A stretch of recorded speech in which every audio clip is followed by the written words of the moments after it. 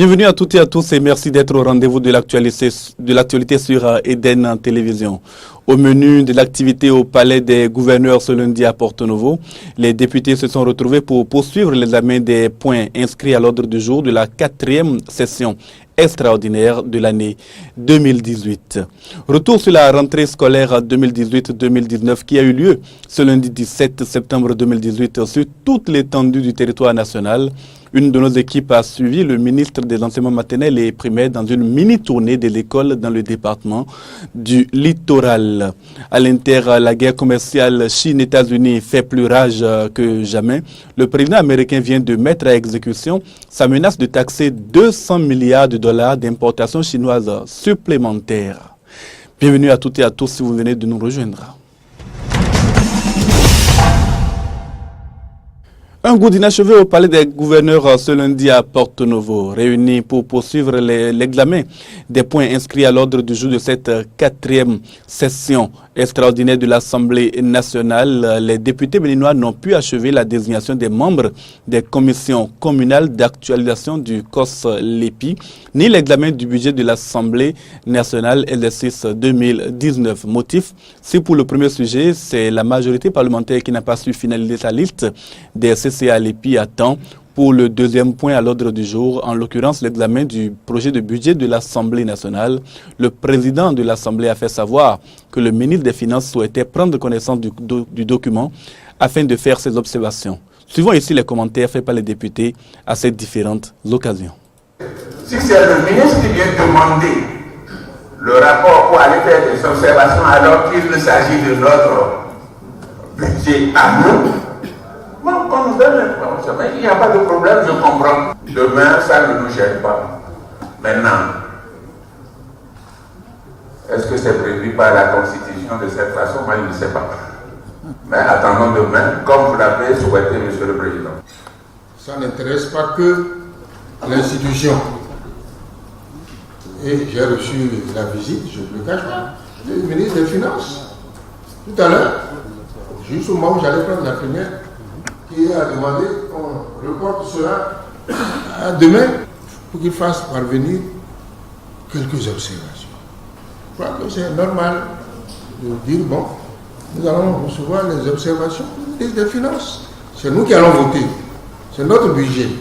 Mais nous ne pouvons pas refuser au ministre des Finances de faire ces observations.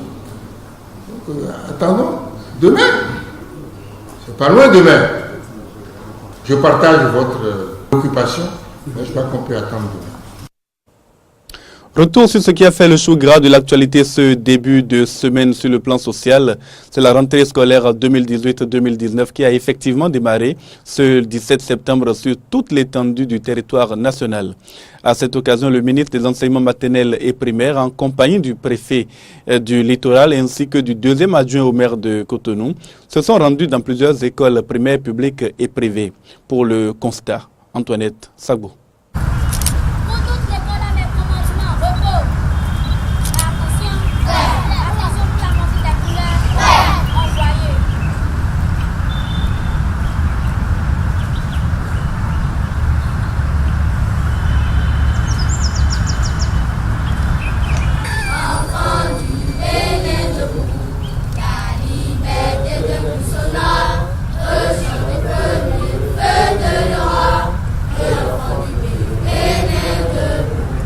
Plus de doute, la rentrée scolaire 2018-2019 a effectivement démarré ce lundi 17 septembre 2018 sur toute l'étendue du territoire national. Le ministre des enseignements maternels et primaires, accompagné d'autres personnalités politiques, s'est rendu dans plusieurs établissements scolaires pour vérifier cette reprise des classes.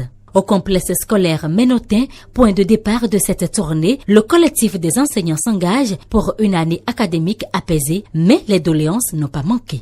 Nous vous affirmons notre détermination et notre engagement, Monsieur le ministre, à vous soutenir dans vos actions afin de parvenir à l'atteinte des objectifs que vous vous êtes fixés pour le bon déroulement de cette année scolaire. Nous allons profiter pour vous présenter notre problème de manque en personnel enseignant. C'est un besoin vraiment vital pour nous ici.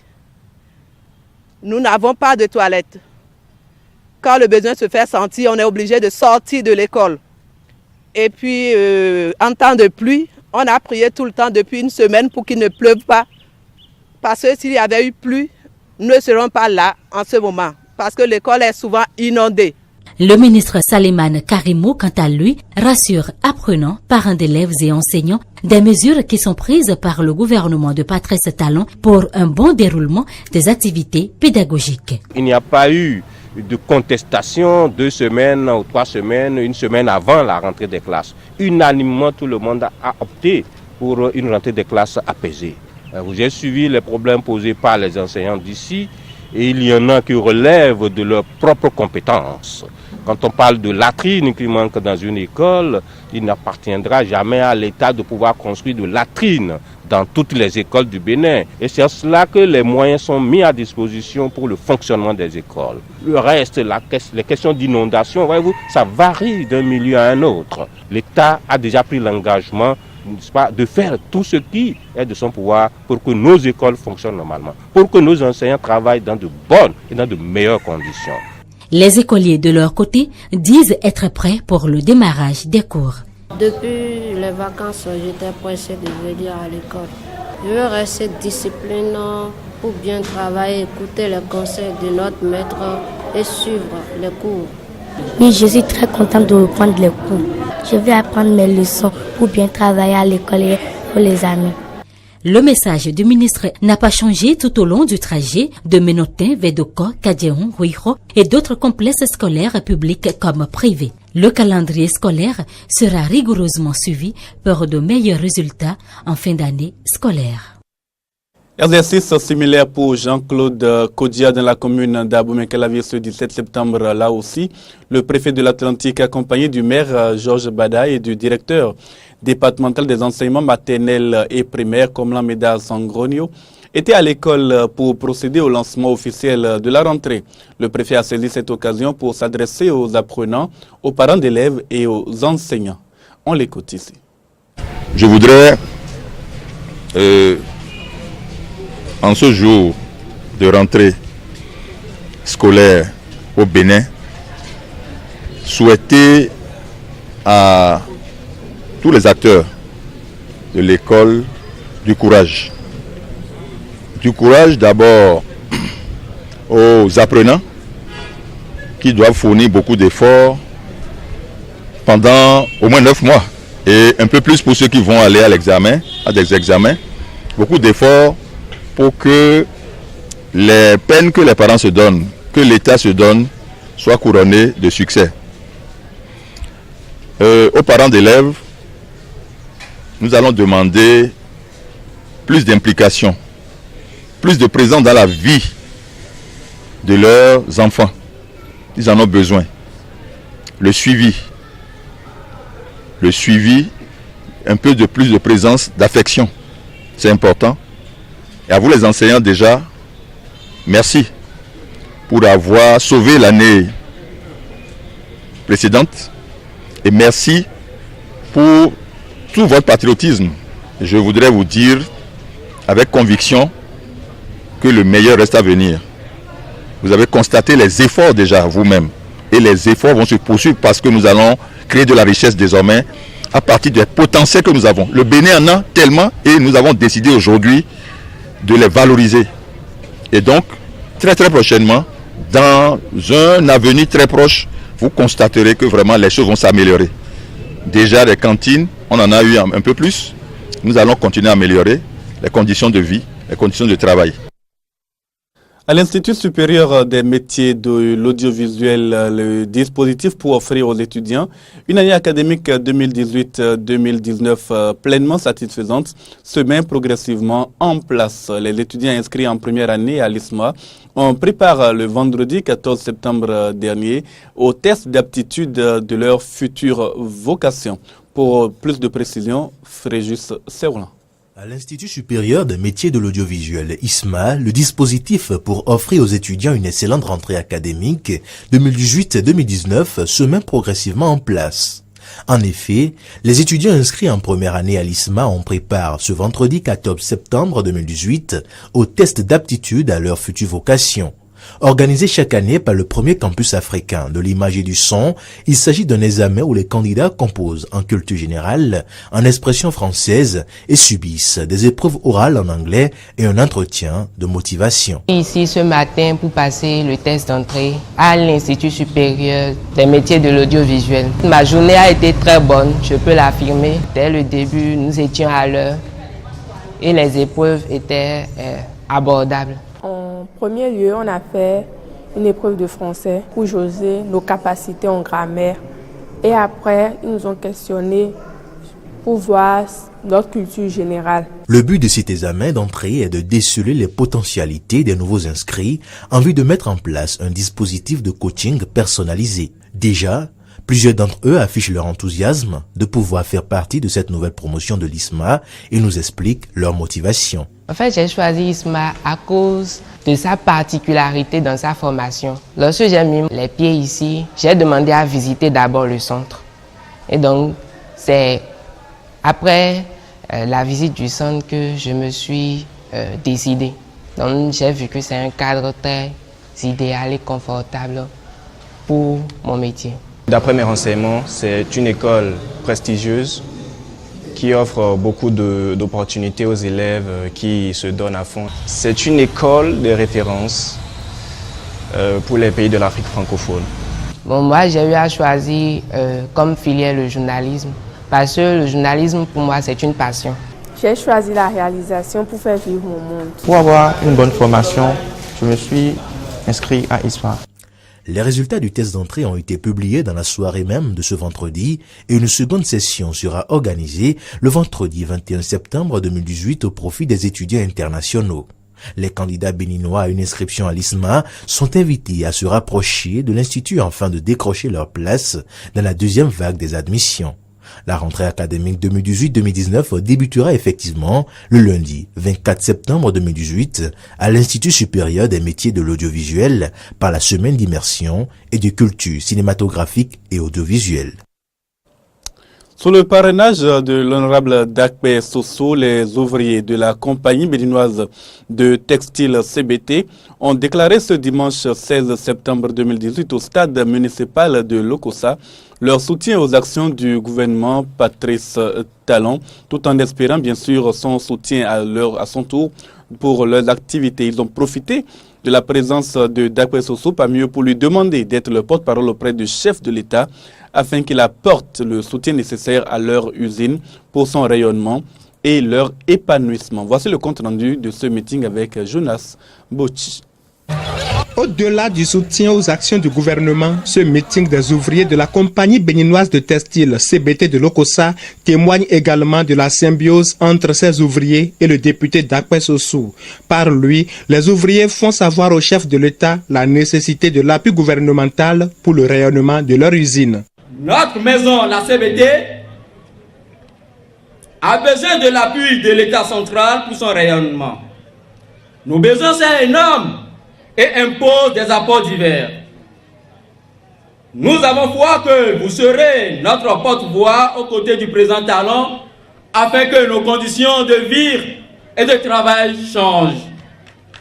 Notre administration s'efforce pour mettre au premier rang la structure, mais un appui de l'État central à leur égard sera aussi un atout formidable.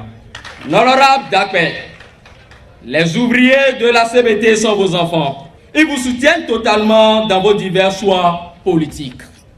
Nous sommes engagés dans la rupture et rien ne pourra émousser nos ardeurs. Patrice Talon a promis faire du Bénin une nation où il fera beau vivre pour tous. Et c'est par le rayonnement de la CBT et la CITES que les populations du Monokoufo pourront juger de l'efficacité de sa politique de redynamisation de l'économie nationale. D'où ces ouvriers ont raison de lui apporter leur soutien selon Dakpe Soso. Nous allons arranger notre société où il fera bon vivre effectivement pour chacun et pour tous. CBT va renaître. CITES va renaître. Le chef de l'État était en Chine.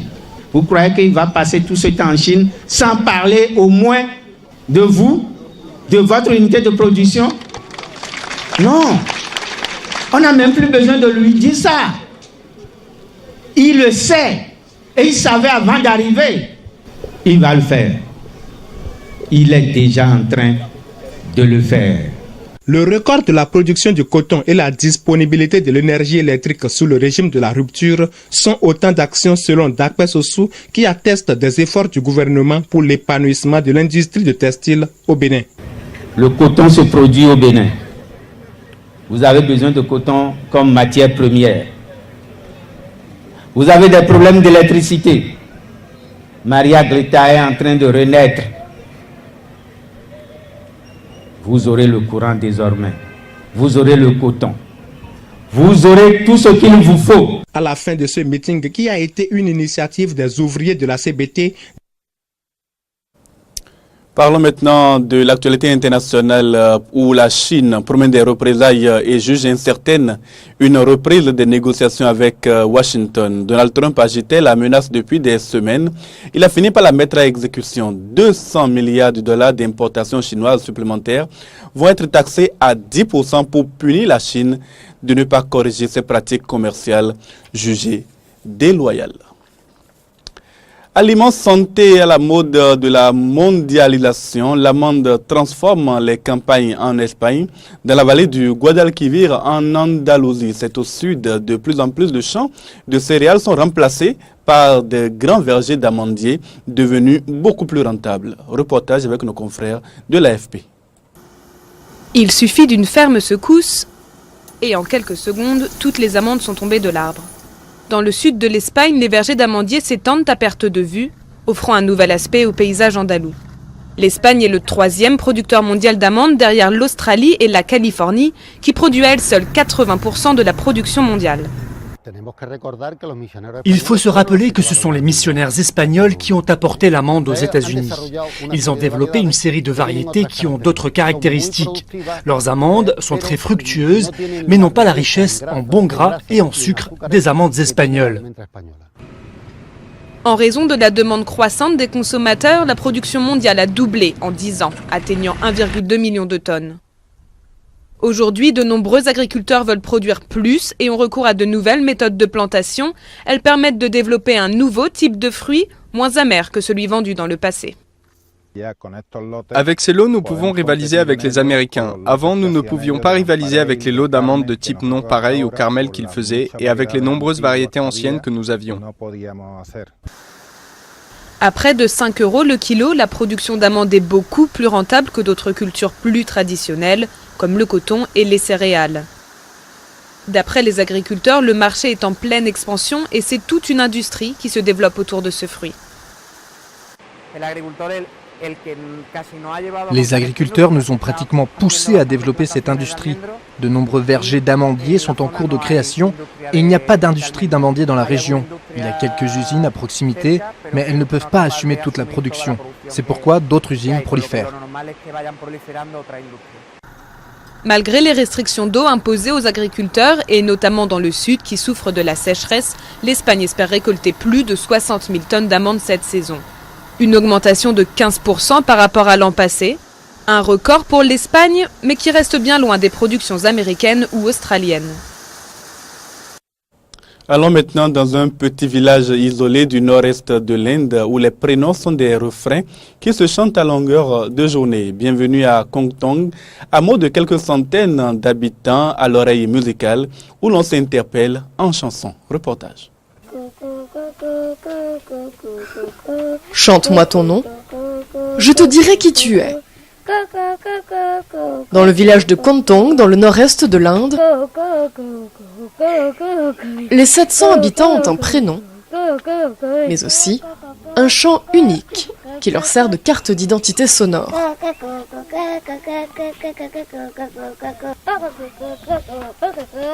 Composées à la naissance par la mère, ces mélodies ne sont plus jamais réutilisées après la mort de la personne.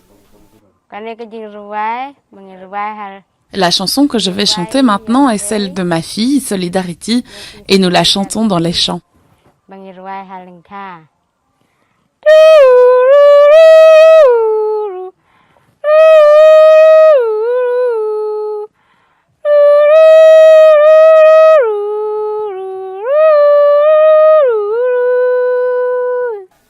D'après les villageois, cette tradition remonte à plus de 4 siècles et est une expression de l'amour maternel.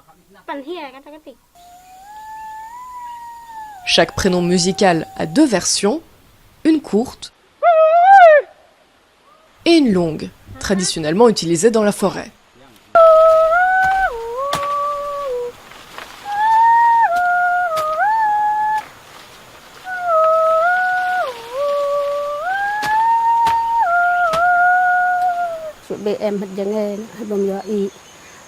Imaginez qu'on est loin et qu'on veut appeler nos amis ou nos proches. Si on les appelle par leur prénom ou leur surnom, ça peut créer de la confusion parce que ce n'est pas forcément spécifique à une personne, alors qu'avec ça, on sait que c'est notre propre chanson.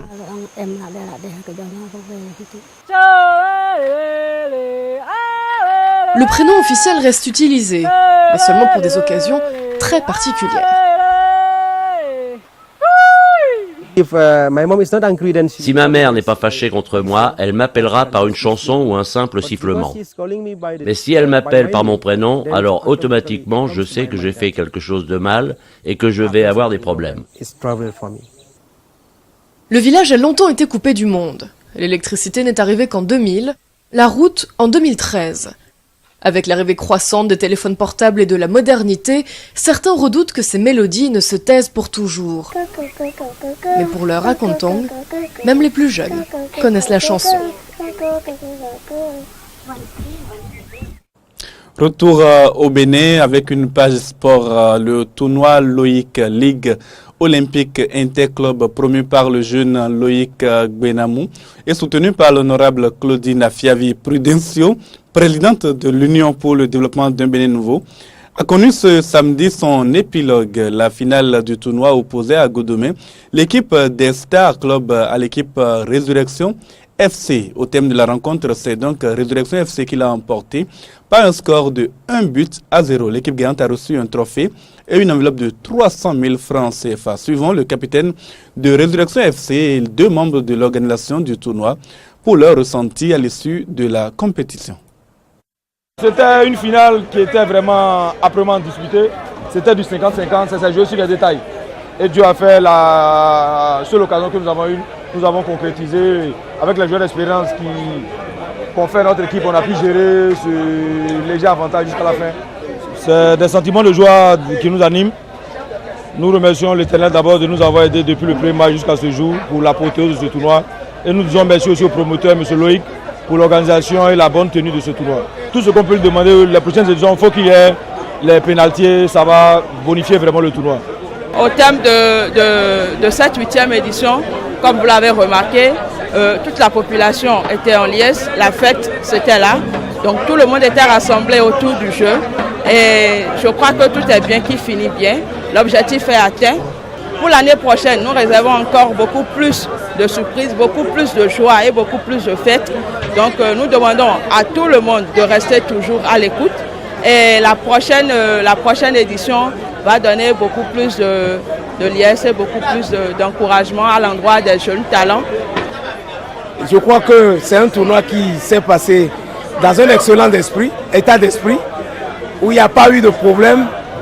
Et c'est important d'organiser des tournois de proximité de ce genre dans un contexte national où il n'y a plus de championnat, il n'y a plus un creuset où les jeunes puissent exprimer leur potentialité. Je crois que c'est important, comme vous l'avez vu vous-même. Vous avez vu combien de talents ont pu évoluer dans le cadre, ont pu s'exprimer dans le cadre de la présente compétition. J'en suis personnellement satisfait, ainsi que le comité d'organisation. Et nous espérons faire encore de belles innovations pour l'édition à venir. Toujours dans la même commune d'Abomey-Calavier, sur le terrain de Zundia cette fois-ci, l'équipe de Wekehonou, dénommée Espoir FC, était face à celle des 12 tribus de Zundia. C'est l'équipe locale qui partira avec le trophée grâce à son gardien de but qui a réussi à arrêter 2 tirs au but de l'équipe adverse en fin de rencontre. Une rencontre qui se soldait donc par un match nul. Suivons les 2 capitaines à la fin du match.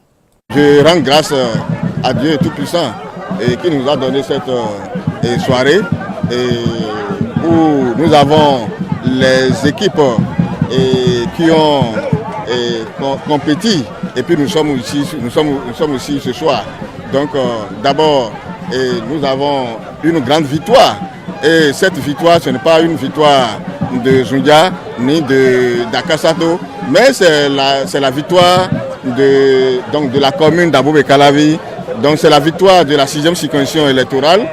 Je profite de votre canal pour remercier beaucoup le président Talon et puis le ministre de la décentralisation et puis le maire de la ville d'Abomey-Calavi. Il doit parrainer pour encourager les jeunes à se donner, surtout. Prenons l'exemple des deux équipes, les équipes n'ont pas du tout démérité. Surtout FC de Zundia. Moi j'encourage surtout le gardien de but.